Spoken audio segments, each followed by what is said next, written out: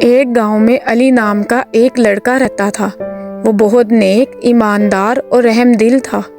علی ہمیشہ دوسروں کی مدد کرتا اور ہر کسی کے ساتھ محبت سے پیش آتا۔ ایک دن علی جنگل میں لکڑیاں کاٹنے لگا۔ لکڑیاں کاٹتے ہوئے اس کا کلہاڑا دریا میں گر گیا۔ علی پریشان ہو گیا کیونکہ وہ جانتا تھا کہ اس کے پاس دوسرا کلہاڑا نہیں تھا۔ وہ دریا کے کنارے بیٹھ کر دعا کرنے لگا۔ اسی دوران پانی میں سے ایک فرشتہ نمودار ہوا اور علی سے پوچھا، تم کیوں پریشان ہو؟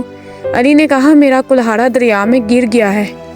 میں لکڑیاں نہیں کاٹ سکوں گا اور میرے گھر کا خرچ کیسے چلے گا؟ فرشتہ مسکرایا اور دریا میں غوطہ لگایا۔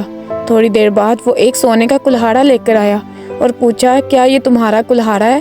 علی نے فوراً کہا، نہیں، یہ میرا کلہاڑا نہیں ہے۔ فرشتے نے دوبارہ پانی میں غوطہ لگایا اور چاندی کا کلہاڑا لے کر آیا۔ علی نے پھر کہا، نہیں، یہ بھی میرا کلہاڑا نہیں ہے۔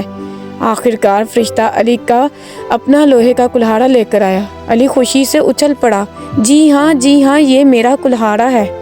فرشتہ علی کی ایمانداری سے متاثر ہوا اور انعام کے طور پر علی کو سونے اور چاندی کے کلہاڑے بھی دے دیے۔